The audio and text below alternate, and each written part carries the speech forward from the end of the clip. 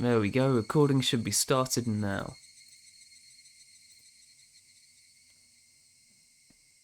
But yeah, welcome back to the fourth Higu. I know we only finished the third one like a week ago. But it's New Year, New Higurashi.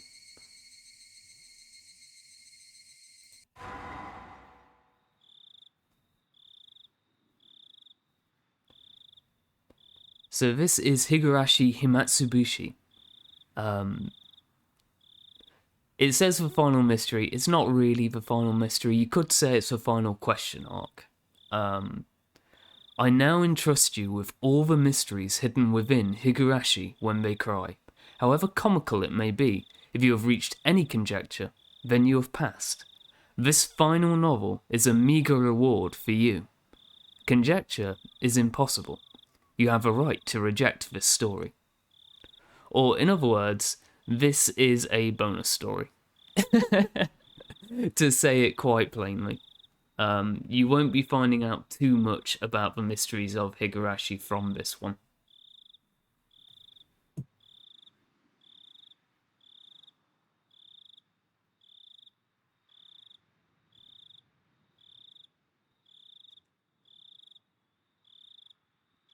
It do indeed be bonus. But yeah, from what I understand, it wasn't necessarily planned. It didn't seem to have been planned. When we were going through the post-story wrap-up of the last one. But it's quite different from most other Higurashis in both tone and content. Let's get laughed at by babies and stop. Who is the criminal, you ask? Don't we search for them in this story? Who is the criminal, you ask? Do you even know what the criminal did? Who's the criminal? Who is the criminal that will kill me now? Midsummer of 1985. I misread the time and ended up arriving too early. The schedule board flipped with a series of clacks. My flight to Sapporo was still a bit later on. I still had over an hour before boarding. Well, I might as well close my eyes for a bit on that bench over there then. I came here directly from work, so maybe the fatigue from that was making me sleepy. Finding a suitable bench, I put my luggage on the seat next to me and settled down. Whew. I sighed like an old man. I'd hoped to stay young forever, but had become splendidly middle-aged. Apparently the rumour that even people in the latter half of their 20s experience a decline in their physical strength wasn't a lie. It had been mind-numbingly busy at work lately, so I rarely had any time to myself. This might have been the first time I'd been able to enjoy a journey alone like this since I was a student. The reason behind this trip was to meet with an old friend. It was a bit strange to call him an old friend. In fact, it might be better to call him a bad one. After retiring a couple years ago, he moved to Sapporo, his mother's hometown. His mother passed away soon after, and he was now peacefully enjoying his second lease on life. His name was Kuraudo Oishi. It's Mr. Delicious. He's the first character introduced. Prepare your buttholes. He was a former detective from the primary investigation unit of the station in Okinamaya, XX Prefecture. Yeah, and it's also notable that this is set post completion of most Higurashis since he's already retired. To be honest, the only direct contact we ever had didn't last more than 3 days. After that, we exchanged New Year's cards, but never met again. So this will be the first time meeting him in 7 years. In other words, we met 7 years ago, in 1978. There was something I just had to ask, to talk to him about concerning that time.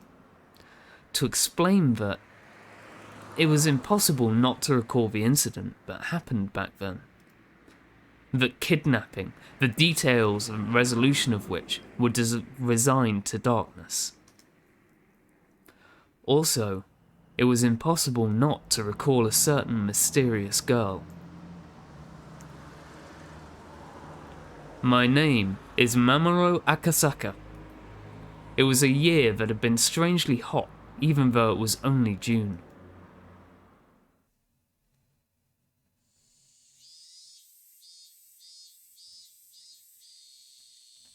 Early summer 1978.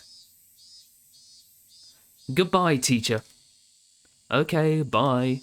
Watch out for cars. And don't drop in at a friend's house along the way. Make sure you get your textbooks in order for tomorrow before you go to bed. Clatter, clatter, clatter. The lively sounds of children running towards the hallway.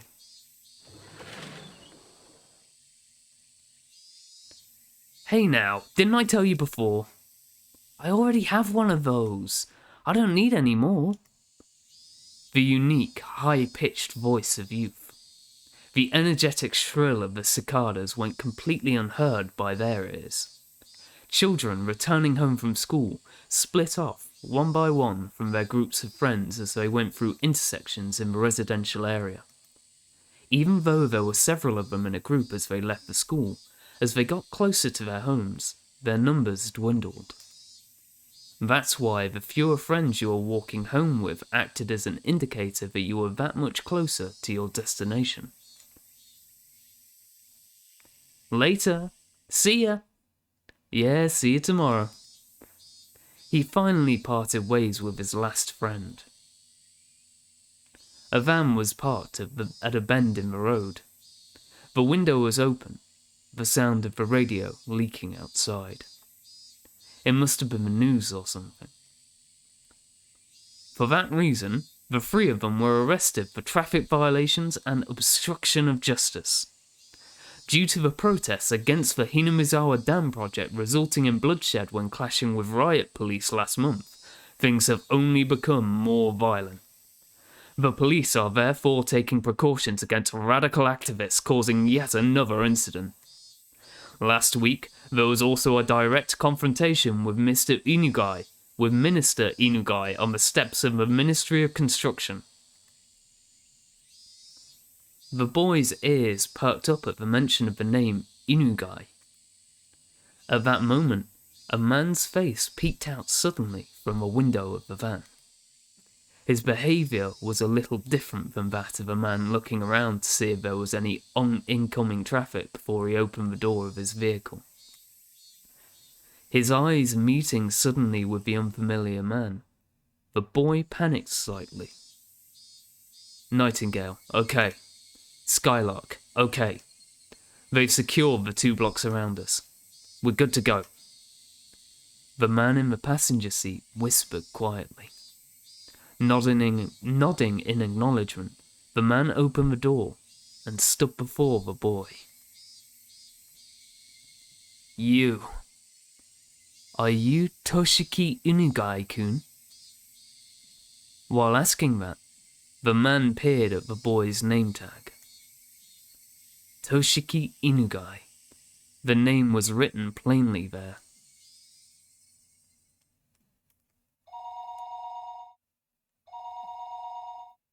The phone rang for the 3rd time.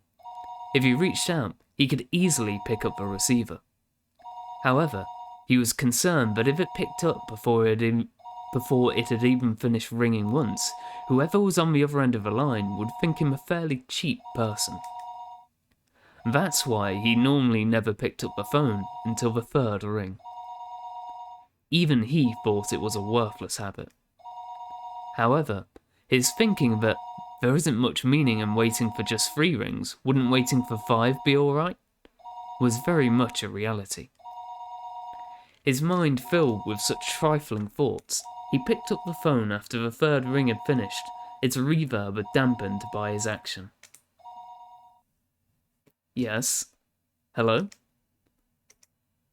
Hello? He knew that sometimes, due to a malfunction at the switchboard, calls didn't connect well. At those times, it was best to hang up and let the person on the other end call again, Thinking that, the moment he began to hang up the phone, he sensed that he was definitely connected after all. He felt the presence of the person on the other end of the line, keeping silent. Hello? There was no way they didn't hear his question. What was the meaning of this? It wasn't like he didn't know that people could use silent calls to harass others.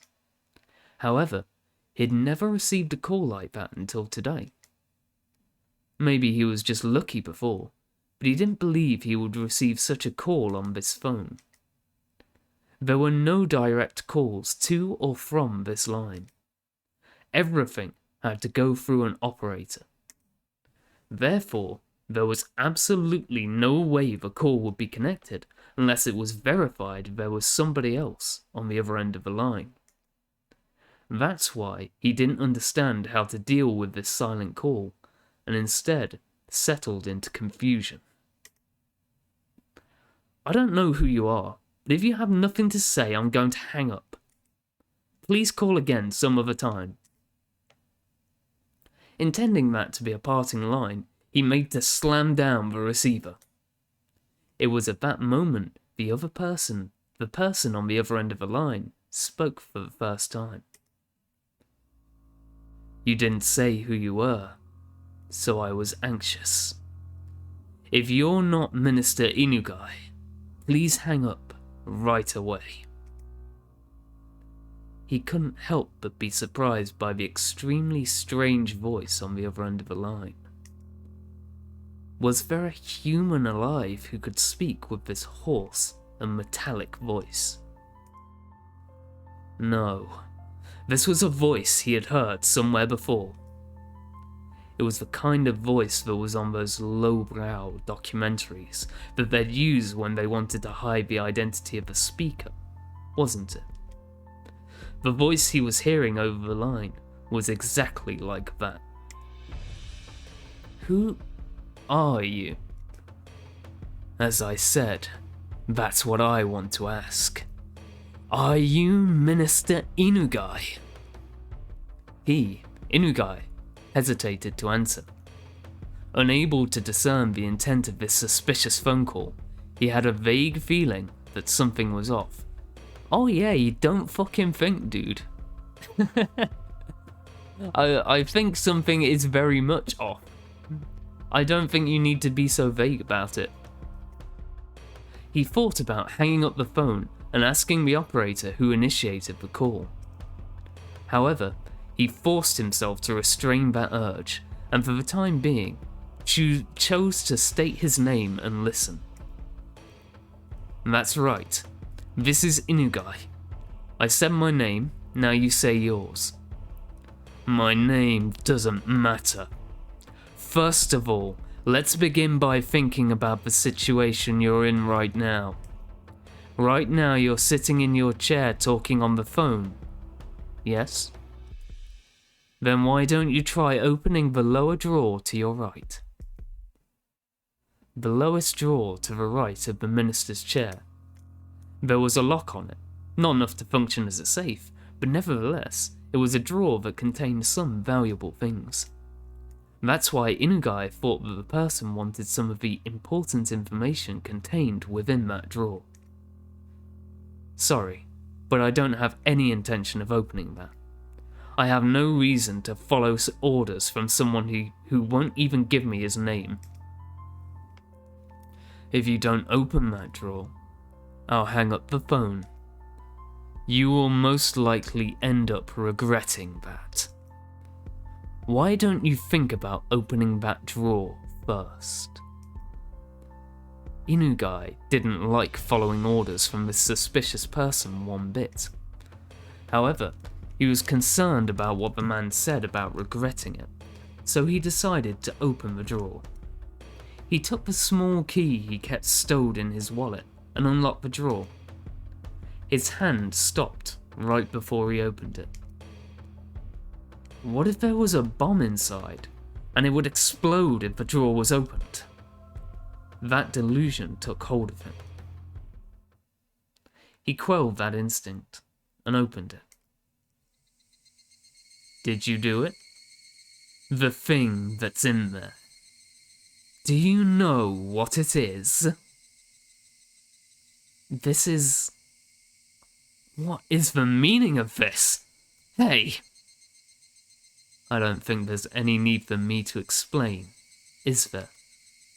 I'll give you some time, so please think about it a little. I'll contact you again later. Now then, pardon me. Hey! Wait! Hello? Hello? The call had already ended. That would not change no matter how much he yelled at it. Even still, Inugai, without realizing that, continued yelling into the receiver for a while. The drawer was still open. On top of the folders crammed into the drawer, it lay there. Toshiki Inugai, written in plain lettering on a grade schooler's name tag, just lying there. Enshrined there, completely out of place, as if it were cowering.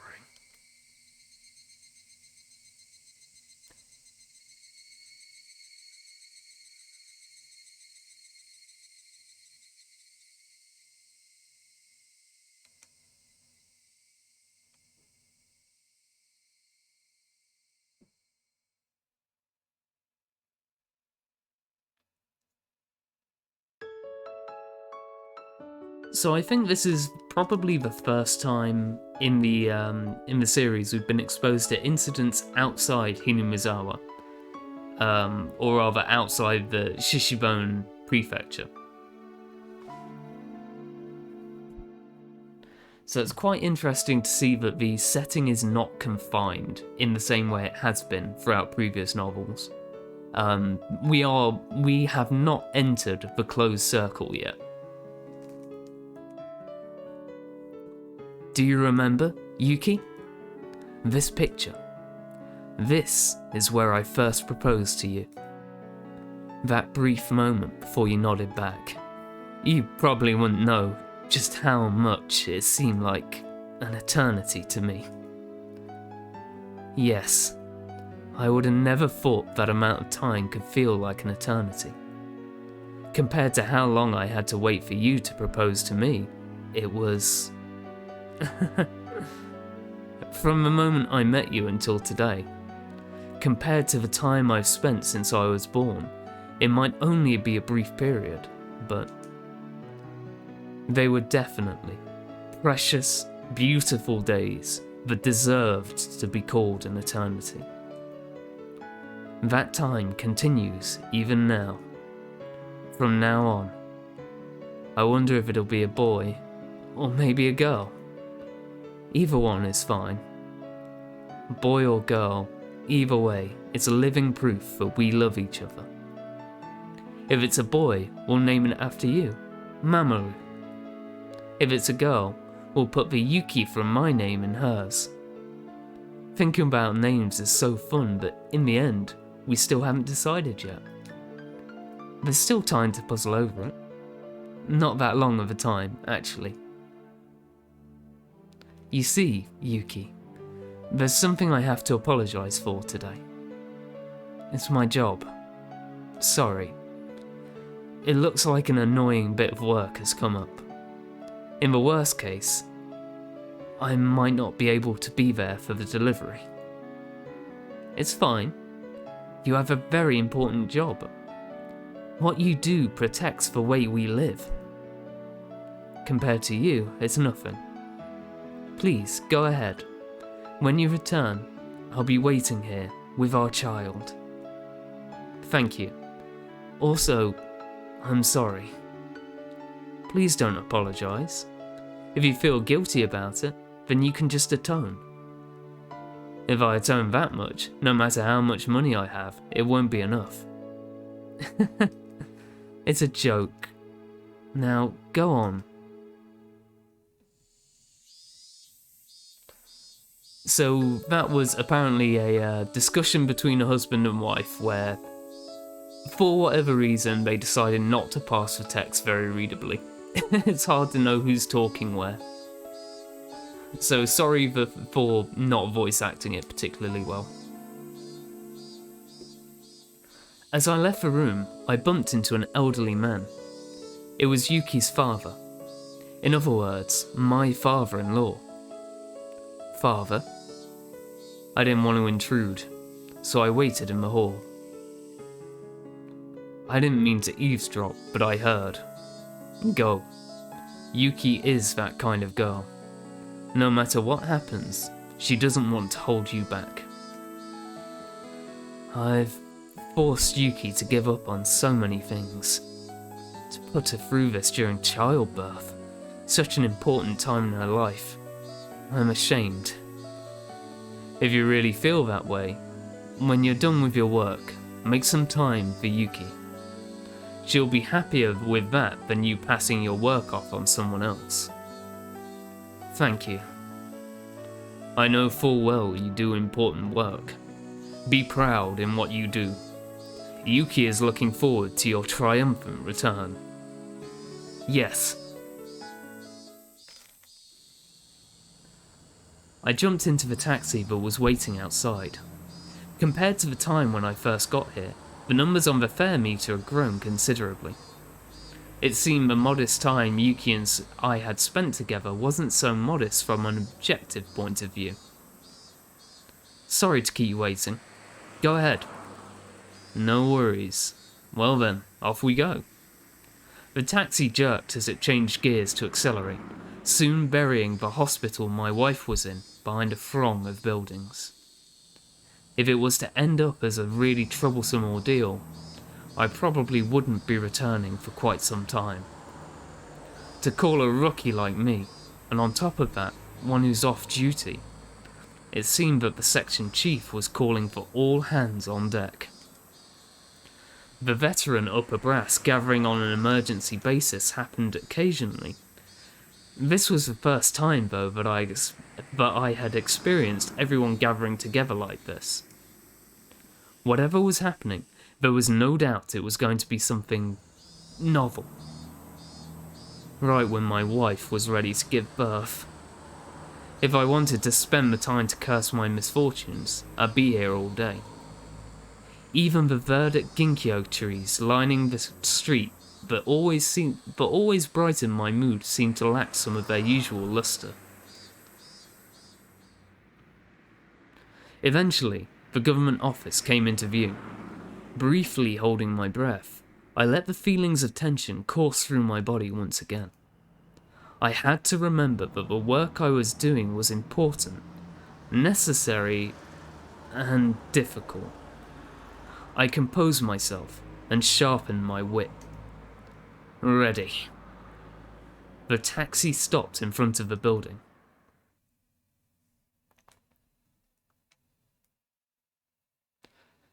Kasumiga Seki, Tokyo, Metropolitan Police Department, Public Safety Division. Chief, everyone's here. Akasaka-kun, could you close the blinds? The blinds were usually closed when they needed to use the projector, or if a discussion was going to contain some particularly disturbing content. The blinds closed with a satisfying sound, darkening the interior of the room. Immediately, the inside of the room was completely drained of the pleasant morning atmosphere, leaving behind only the cold illumination of the fluorescent lighting. After the supervisor ensured that everyone was present, he nodded to the section chief once again. With everybody on the edge of their seats, the chief stood up solemnly and began to give his report. Approximately 48 hours ago, the Minister of Construction's grandson, who is also the son of one of his staff leaders, is believed to have been kidnapped. It is believed that the minister, in an effort to resolve matters amicably, chose not to report the situation to the police and plans to cede to the demands imposed upon him. It seemed that approximately 48 hours earlier, the Minister of Construction's grandson and those of his senior staff members were kidnapped. So why bother just fucking reiterating what you just said? Oh well. The reason it was phrased that way was because the person in question didn't admit it had happened.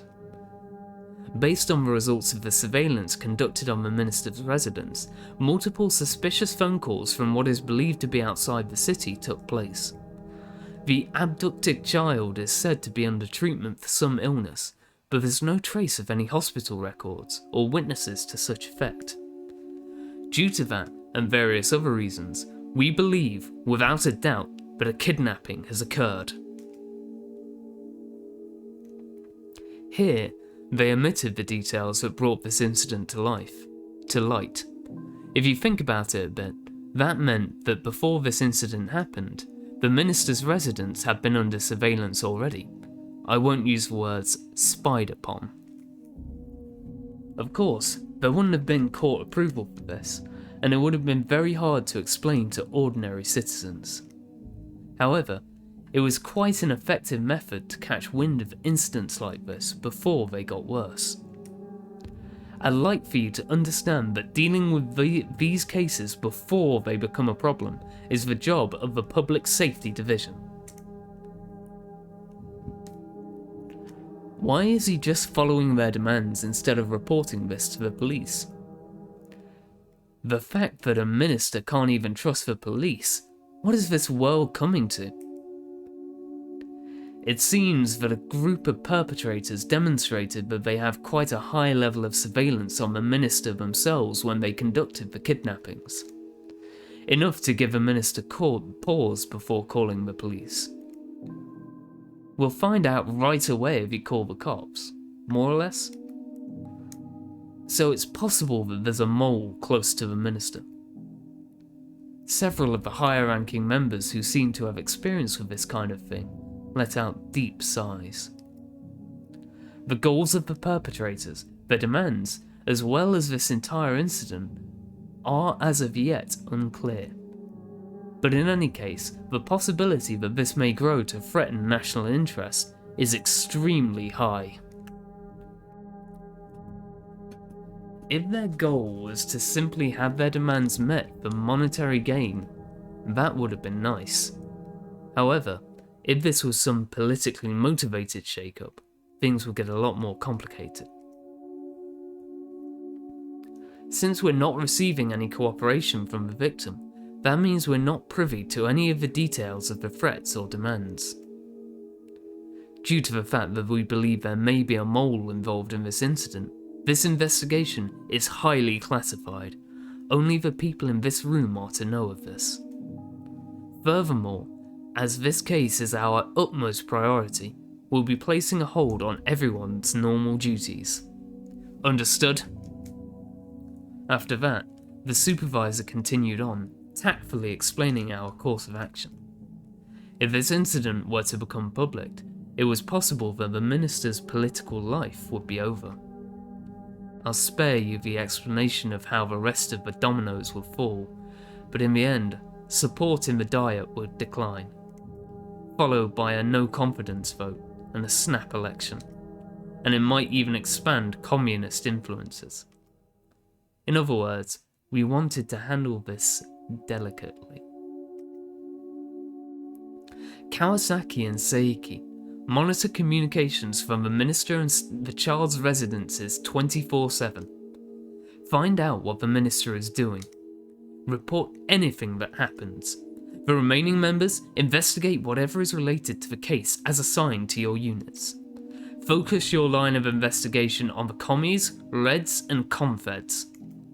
Don't discount the possibility of foreign involvement either. I've experienced one or two unamicable situations before. This, however, was the first time I've seen something get so hectic. Several sophisticated conversations were progressing without the involvement of a rookie like me. I didn't intend to be timid, but I couldn't hide my confusion at this unfamiliar situation. Uncover that. As for Akasaka-kun, I snapped back to alertness upon hearing my name called. Yes. You investigate the environmental groups that had petitioned the minister. Among them, There's the group protesting the Hinamizawa Dam project that made the papers. Make sure you investigate them thoroughly. I doubt this is the act of some citizen group. We have to eliminate every possibility we can.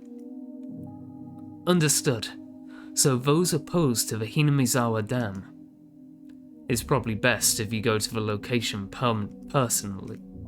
Get some information from the local authorities. They're a fairly radical organisation, so the Public Safety Division there should have them marked as well. Understood. I'll head over there. Your wife, she's almost ready to give birth, isn't she? I apologise for the timing of all this, but I'm counting on your cooperation. We can't take our time with this, so we just have to brute force it with our boots to the ground. Yeah, I know. My wife hates to interfere with my work with her own circumstances anyways. Sorry, and thanks. So then, as for Kawasaki-kun and Seiki-kun, to help support your... I didn't want to take a business trip while my wife was about to give birth. Even if I was a little busy, as long as I was in Tokyo, I could head to the hospital right away. On assignment, though, that would be difficult. Even so, I knew the work I was doing was important, and fully understood that I was in no position to be so selfish. I'd have to make it up to my wife for having to be away at such an important time.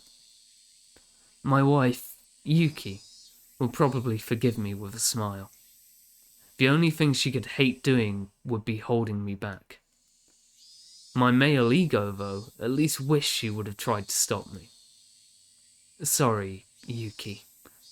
I don't mind if you always complain to our child that their father couldn't come to the hospital when they were born because he was too busy with work.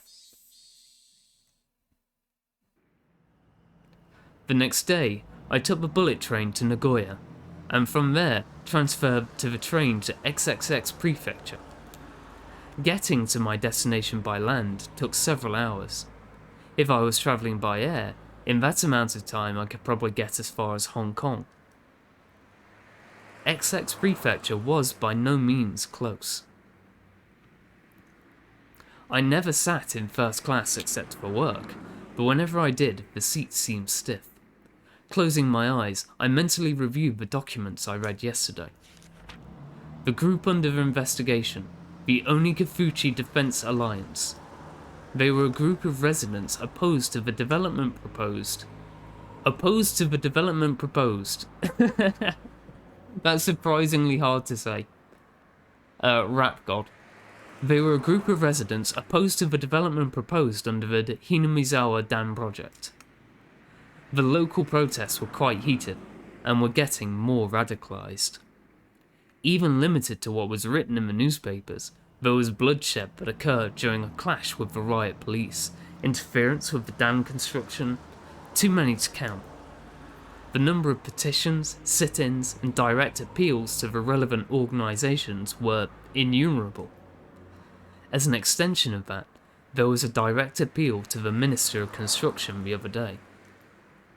This was the reason why we were investigating this group in the first place. The land that they lived on was going to be submerged, so it was no wonder they would go into a frenzy over it. Even given that though, could they really be capable of doing something like kidnapping the Minister of Construction's grandson in order to halt the project? From my take on it, I had serious doubts. This kidnapping plot was extremely sophisticated and complicated enough that it was believed there was some political backing. This wasn't something that could be pulled off by some group of local protesters.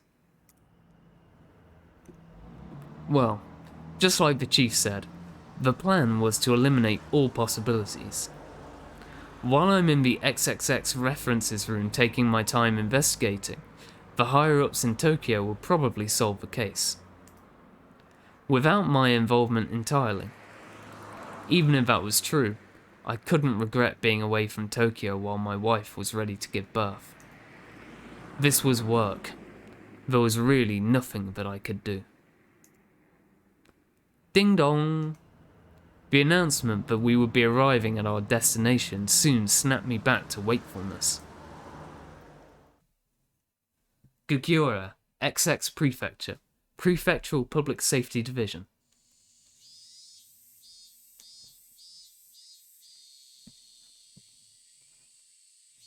So just to recap, we seem to be getting the thrust of this novel is the investigation of the Dam Alliance, which we know from previous novels that Mion participated in.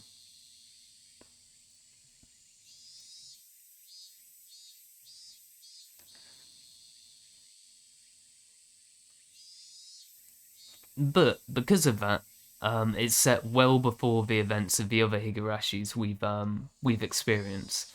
So while we might meet the main characters from time to time, most of them just aren't going to be that prominent. Keiichi in particular, our steadfast narrator, he's not the narrator this time because he just plain was not in Hinamizawa at the time. The Onigafuchi Defense Alliance? Yeah, they've been quite active around here. The Prefectural Public Safety Department already had the departments and a cup of tea ready and waiting for me. The short of it is that they're a group of residents opposed to the dam. Really, it's probably better to say that every resident living on the land that's going to be submerged is rising to action, though. Like the old saying, fight to the last, they're a determined and well-prepared lot. It'd be nice if they drew the line at just being a moderate residential organisation. The stack of papers they had prepared for me in the document room was by no means thin. At first, they were pretty much your average citizens' initiative, but ever since that incident with the riot police, they've really started to heat up. Now they've got a violent mentality, on top of growing increasingly radical. Man, you can kind of tell it's been a while since I've narrated one of these. Oh well. Violent organisations usually indicate ones that enforce their own ideology without regards to the democratic process. Breaking that down, many of those organisations held extreme left revolutionary ideologies. Considering that, I couldn't help but be surprised that a citizens group would end up going this far. Radical citizens movements happen occasionally. It seemed, however, that this group was nothing as trifling as that. It seemed that I would have to reconsider exactly what this Onigafuchi Defense Alliance was. The Defense Alliance's demand, in other words, The Defense Alliance's demand, in other words, the withdrawal of the dam project. How far would they go to have that demand met? The kidnapping of the minister's grandson was classified. That meant, of course, I couldn't tell the XX Prefectural Department about it either. As you know, there were arrests after last week's confrontation with Minister Inugai. There's enough reason to believe they could use illegal means to assert their demands. I skimmed over the list of criminal records related to the Onigafuchi Defense Alliance recorded in the documents. The contents were all violent, not giving me the barest hint of a feeling that these people were trying to uphold the law. Could you give me a basic rundown of the types of illegal activities the Onigafuchi Defense Alliance are engaging in? The chief opened up a manila envelope, fished out several unorganised sheets, and spread them out on the desk. It seems that raids on the construction site are the most common. At first, they were committing relatively petty crimes like cutting power cords, jamming locks, and breaking office windows by throwing rocks. Of course, What really happened first were things like demonstrations, sit-ins, and distribution of pamphlets, lively but democratic forms of protests.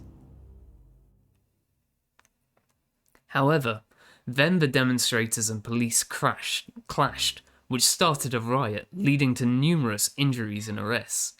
It was from then on that the Onagafuchi Defense Alliance, like their name implies, began to take on a more demonish form of resistance. If the raids were frequent, didn't the local police up their patrols? Well, of course they were on full alert, but they were up against locals, you know? There wasn't much the police could do if they were sneaking around under the cover of darkness.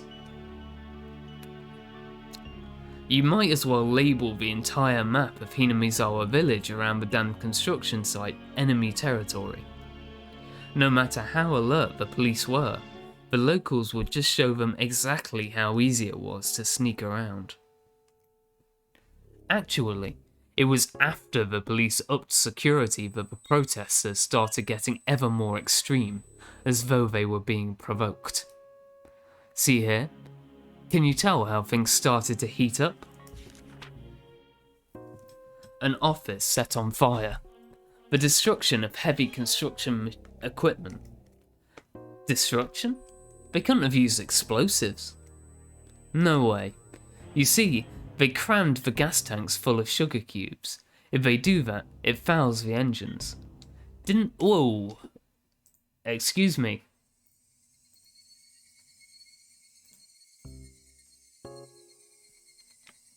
How do I...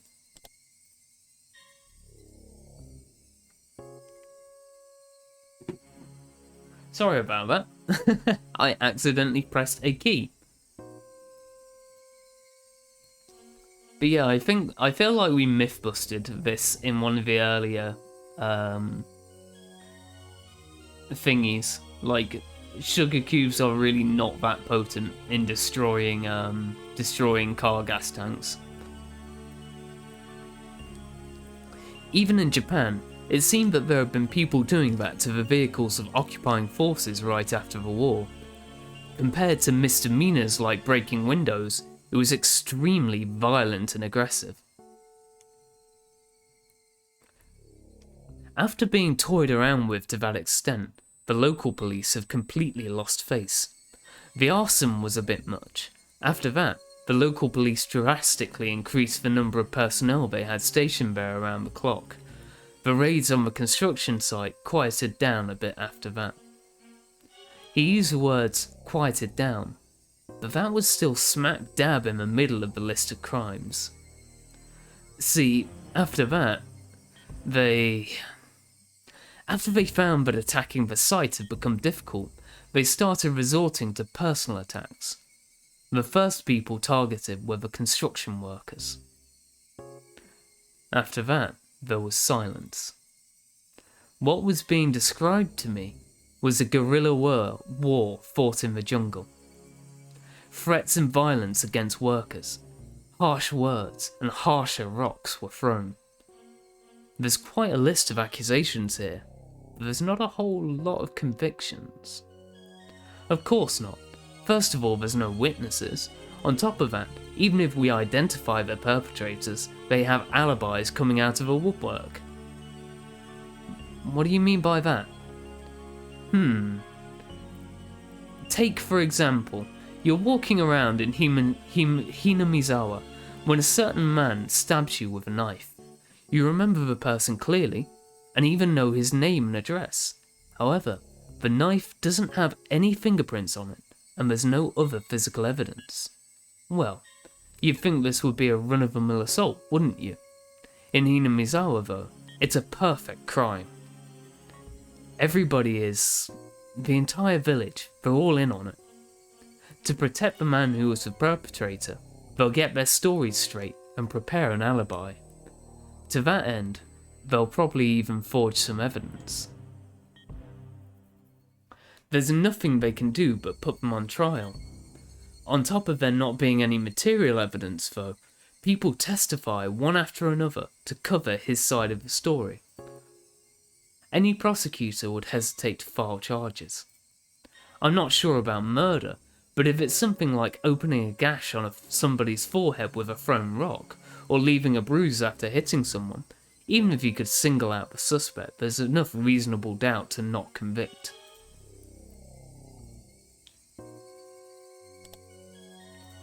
Sorry, let me turn the music down a little bit more. I just want to make sure I'm not being drowned out. Every case is, without a doubt, perpetrated by someone in Hinamizawa, but they can't identify who. Even if they could figure out who it is, they're unable to obtain enough circumstantial evidence through due process. The villagers were all extremely well informed about this, and so the malicious, vicious, and tenacious personal attacks continued. The victims can't have been okay with that, right? Couldn't they have filed for an appeal? Well, you see, about that, everybody on the inquest committee didn't want to get involved with something so troublesome. They won't stick their noses into anything related to Hinamizawa. The inquest committee is comprised of a random selection of local residents. In the event the prosecutor fails to get a conviction, they have the power to order a retrial. It's a system designed to assert the will of the people on the actions of expert prosecutors in the legal world. In this case, however, being composed of local residents had backfired. They don't want to get involved? Why is that? How do I explain this? You could say they're afraid, since it's a little special there. Special? Is it an outcast community? No, it's a little different from that. Well, just think of them as being afraid. It's a little hard to explain it just now. Oh, right, there's an easier way.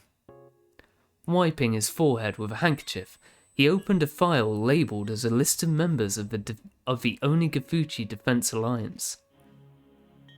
The power of the Onigafuchi Defense Alliance, you see, is the fact that they count many people among their members who are influential in neighbouring areas. Could you take a look at this? I looked. What I saw startled me. Prefectural and municipal assembly members, staff members of the Chamber of Commerce, an executive of a business association, an executive of a town council association, and a PTA liaison. There were more than a few people with a lot of say both locally and in the neighbouring regions. Around here, you could pretty much expect your actions to be observed by those against the damn project. If you said something in its support, who knows how it would work out to your disadvantage. In any case, every town in this area is being held by the throat by someone from Hinamizawa. The list of Inquisition Committee members is undisclosed, isn't it? There has to be some measures in place to make sure they'd avoid retribution, no? Well, it is undisclosed, so their privacy is assured, but the person in charge of that is from the Okinamaya Municipal Office. In other words, a local. While you might expect some professional confidentiality, you can't know how everybody is connected.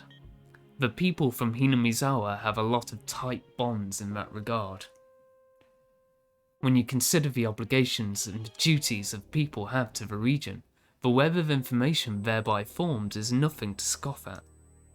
It's not uncommon for housewives in a neighbourhood to know which kid from which house is in what grade in which school, what subjects they're good at and what vegetables they hate, among other things. You see, there's a Yakuza organisation here with strong ties to Hinamizawa and the surrounding area. It would seem that they're providing full support in these recent incidents. They seem to be proving most effective. Gangsters? Siding together with the residents opposed to the construction of the dam? It's a little hard to see what their common interest is.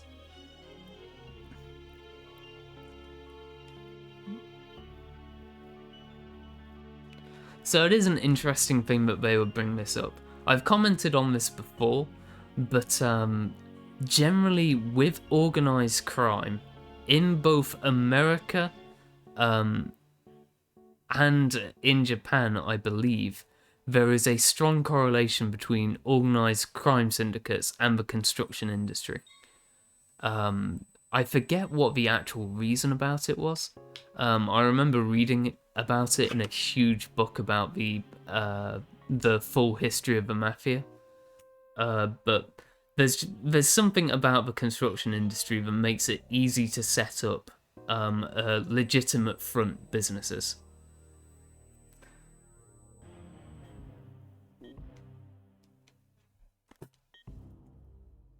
It's not that difficult at all. You see, actually, one of the lieutenants in that gang is originally from Hinamizawa. Yes, I say lieutenant instead of lieutenant, which is the British way of saying it. He was adopted into a rather influential family in the village.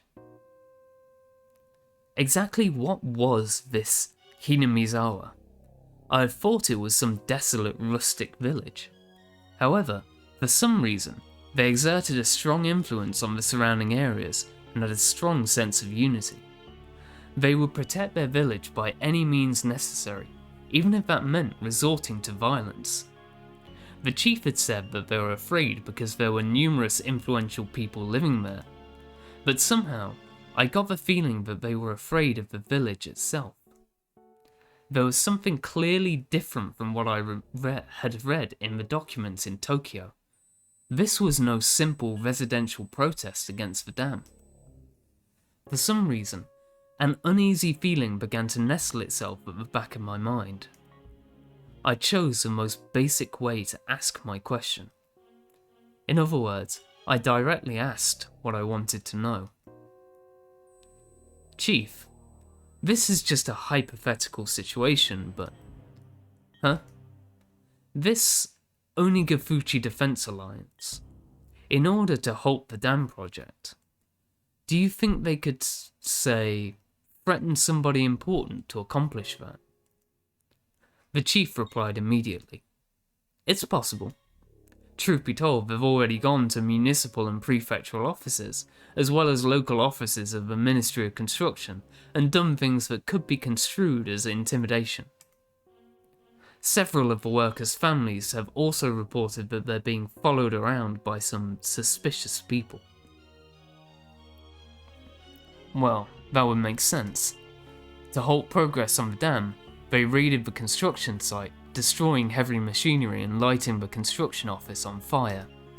If they didn't have any qualms about doing that, threats and violence against people related to the dam would probably be no problem.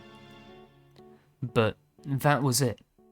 Even your everyday hoodlum could use threats and violence.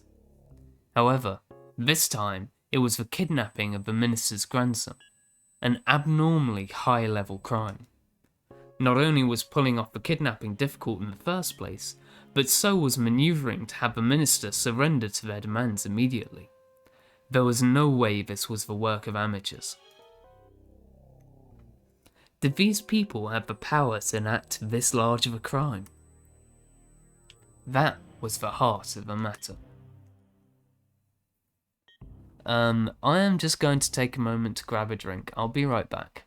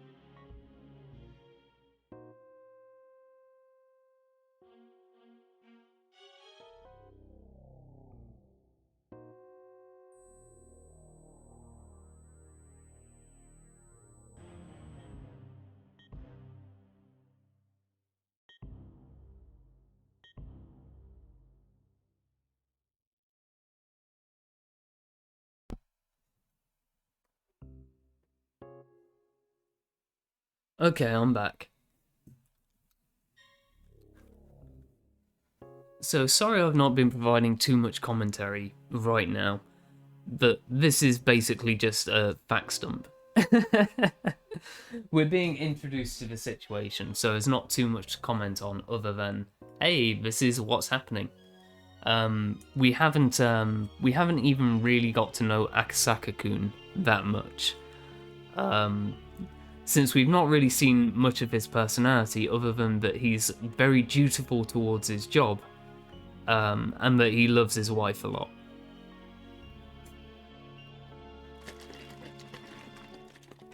But we haven't actually got to spend too much time with him, in terms of, like, doing stuff that's not just random tasks.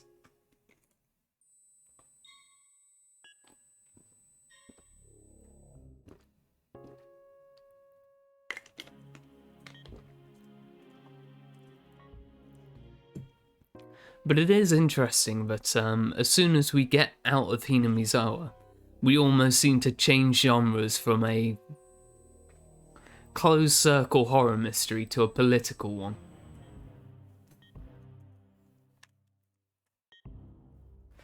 That was the heart of the matter. Was the Onigafuchi Defense Alliance an organisation capable of pulling this off? In order to ask that question, once again, I chose the most basic method.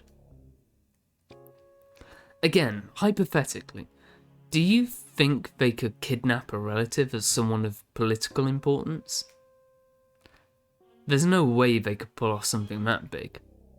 That was the answer I most hoped for. If that was the answer, my work was as good as halfway done. I might be able to get back in time for my wife to give birth. That was how it was supposed to be. The chief, without a hint of hesitation, replied, "They just might. There's no telling how far they'd go."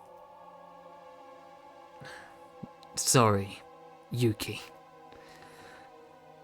It seemed like my work wouldn't end so simply after all.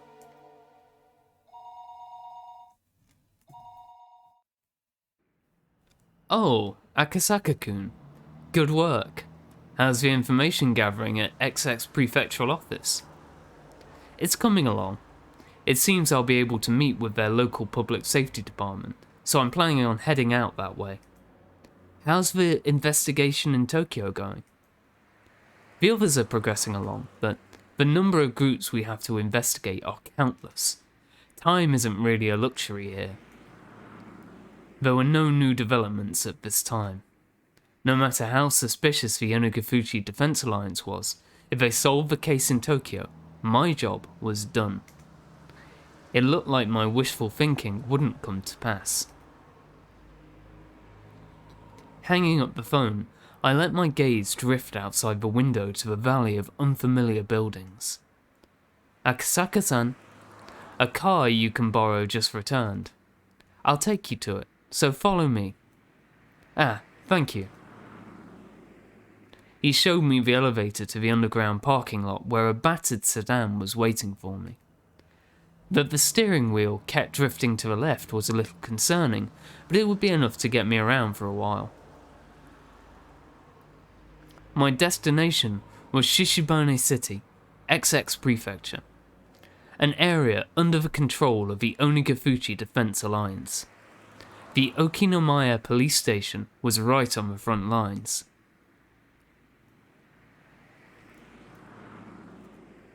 And hey, we've hit our first chapter midpoint.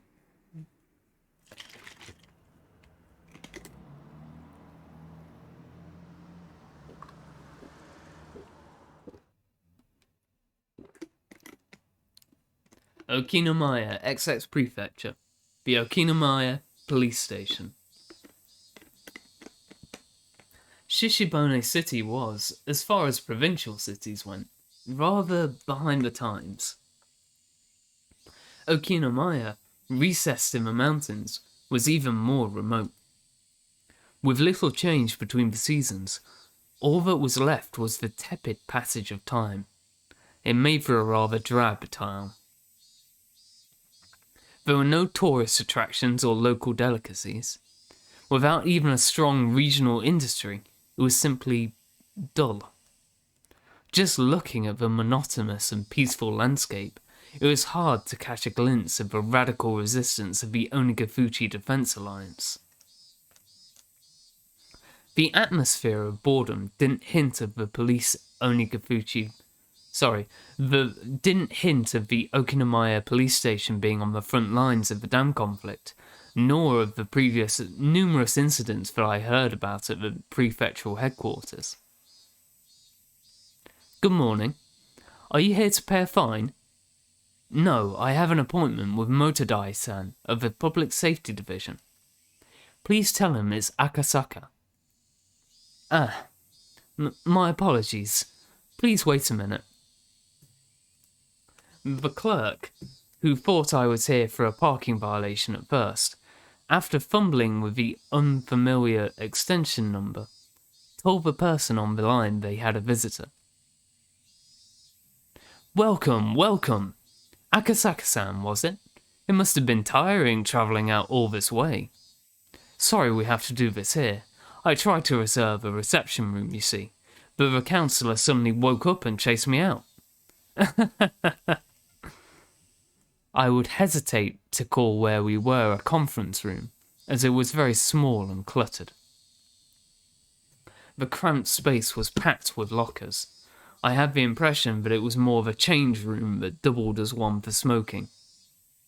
Oh man, the days where people could smoke indoors.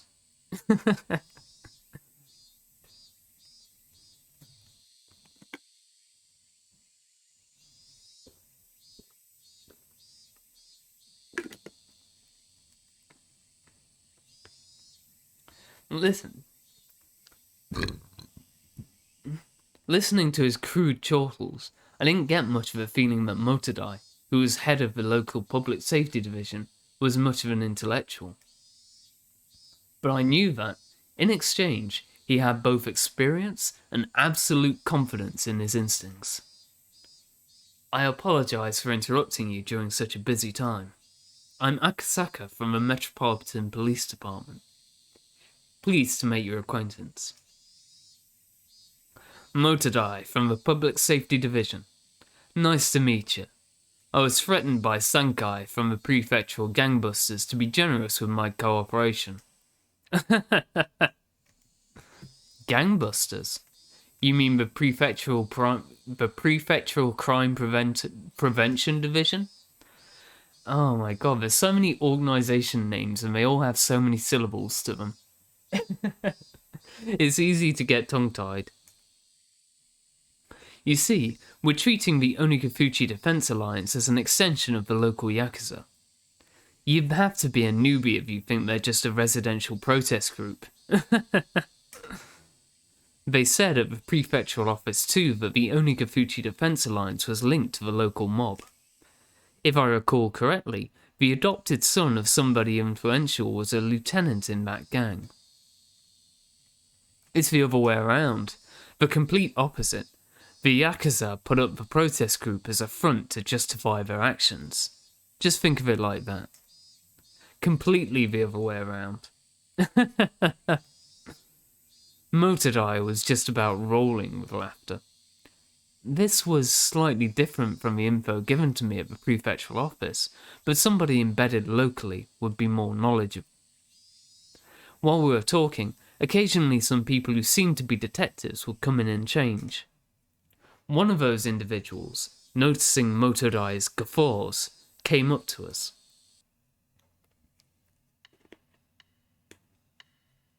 Hey, it's Mr. Delicious.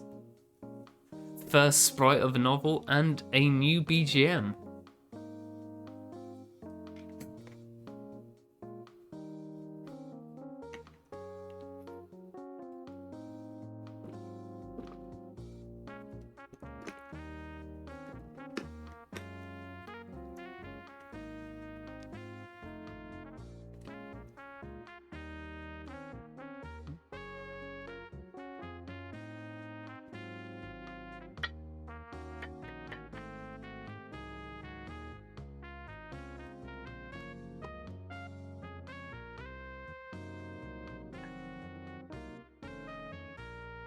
But yeah, basically we stopped playing Higurashi and now we're playing Ace Attorney. I was wondering what you guys were talking about. Oh, Kura-chan. Perfect timing. Why don't you join us? This here is Inspector Akasaka, who came all the way from the Tokyo Police Department. An inspector? I'm still a rookie. Oh, sorry, I thought that was Oishi speaking. My name is Akasaka. Pleased to meet you. Must be nice to be so fresh-faced. Did they hire you this year? I couldn't help but think I was being ridiculed, so I only responded with a forced smile. I could tell that this new person was like Motodai, the type who had confidence in their instincts and experience. I really didn't like those types of people. Let me introduce you, Akasaka-san. This is Oishi-kun from our investigative department. Regarding the S-file you were asking about, he's familiar with it. S-file? S for Sonozaki. If something is an S-file, that means it has to do with the Sonozaki family. Something of a code name. Sonozaki? Come to think of it, I remembered when I was poring over the documents at headquarters, there were quite a few people with the last name Sonozaki popping up. If I remember right, there's a Sonozaki who is one of the executives of the Onigafuchi Defense Alliance. I'm pretty sure they're the treasurer. So that might actually be Mio. We don't know yet, but we know she was involved. The two of them were surprised when I rattled off what posts the Sonozaki held. After a moment, both of them erupted into laughter. Akasaka-san, was it? You're quite the studious one. Could it be you've memorized all of the central figures in the Alliance? I wouldn't say memorized exactly, but I've at least read the list of the Onigafuchi Defense Alliance executives. Then, who are the president and vice president? The president is the mayor of Hinamizawa, Kei Kimiyoshi. The vice president is a priest of the local shrine, Furude. The treasurer is O Sonozaki, the auditor is Makino. The liaison is Y Kimiyoshi, the PR head is Y Sonozaki. Akasaka-san, you're pretty good. The pay sucks, but do you want to work here? You're just the type we're looking for. And by the way, Yoshio Sonozaki is the head of the youth department. So close. The head of public relations is actually Tadayoshi Sonozaki. Feeling like I wasn't being complimented at all, I started settling into an uncomfortable mood. However, I was becoming more and more aware that I was the weakest link in this investigation, so I just had to bear with it. I didn't mean for that feeling to show up on my face, but the crafty detectives didn't let that slip by. I didn't mean to make fun of you. To make up for it, why don't I show you around the village? For somebody with no feel for the area like me, it would be a great help. I couldn't have asked for more. In the end, the Onigafuchi Defense Alliance is nothing more than an alias Hinamizawa is using to deal with the outside world. I think getting to know the village would speed up your work. How about it? The residential movement, in other words, held influence over the whole region. So the leader of the movement was the leader of that influence. Just like that, the thought processes of the region would become the overall personality of the movement. Just like Oishi had said, in order to learn what they were really like, this regional force behind the damn protests, getting to know the village was the quickest way. If you would, Nodding back without skipping a beat, Oishi laughed in satisfaction and stood up.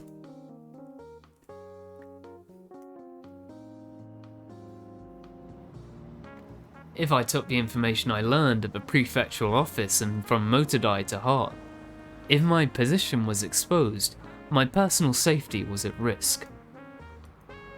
The opponent was an extremist group that had no qualms about using threats or violence against somebody.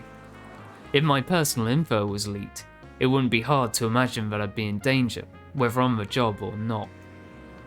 Thinking that, I felt a little nervous. These guys are quick to remember faces. If you're seen with me, they'll probably do a lot to hinder your work. This might be a little cliche, but put these on. Oishi handed me an incredibly suspicious disguise comprised of a baseball bat cap, sunglasses, and a mask.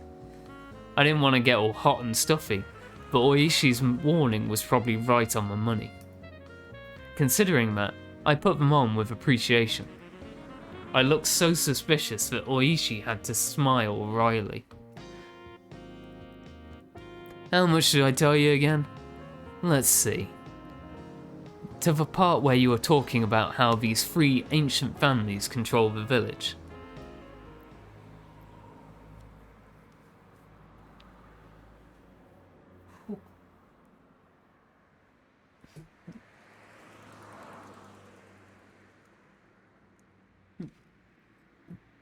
Sorry, just adjusting myself.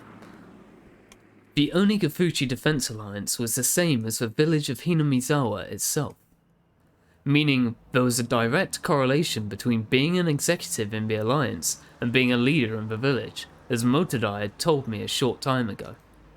If the village was ruled by three ancient families, then it would mean the Onigafuchi Defense Alliance was ruled by those same three families.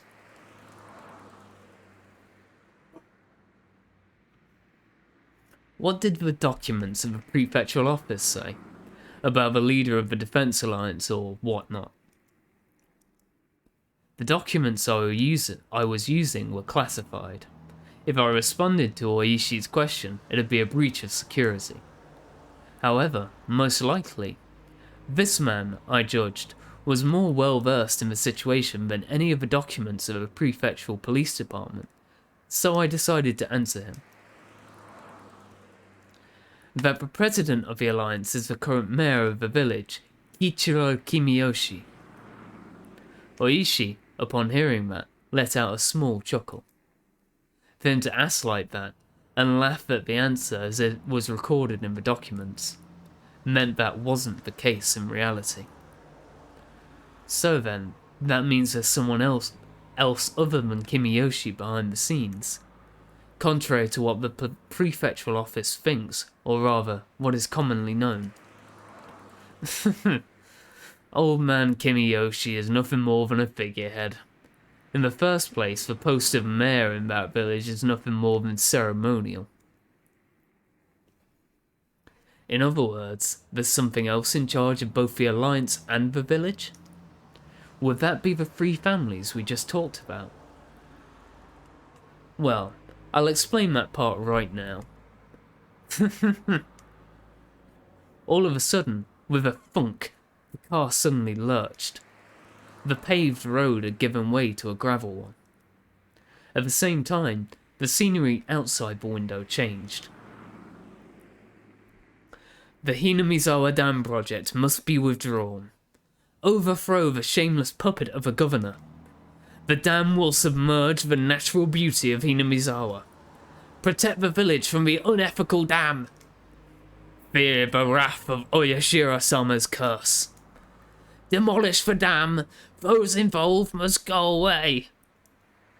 The construction office must respond. The office manager XX must negotiate with us. Signs and banners crowded the roadside. Even reading the brush-scrawled words was daunting. It was as though where the road just changed was a border with a different country.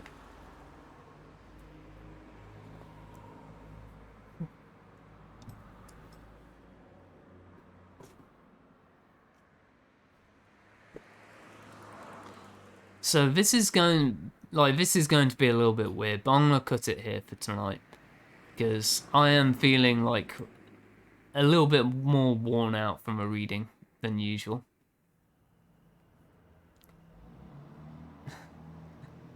I know, Looney, I know.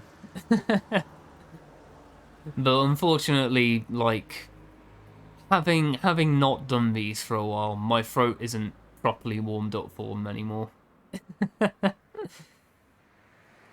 We'll get back into it properly next time, but we came a fair distance today.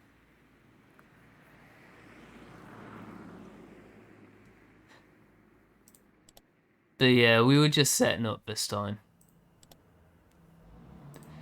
But I can definitely feel my throat starting to suffer, so it's about time to cut my losses and end, because I do have work tomorrow. But yeah, thank you for stopping by. I will try and put up the VOD as soon as I can. And I'll link it in the book club chat. But yeah, thank you for watch. I will try and do a longer stream next time. Ta-ra!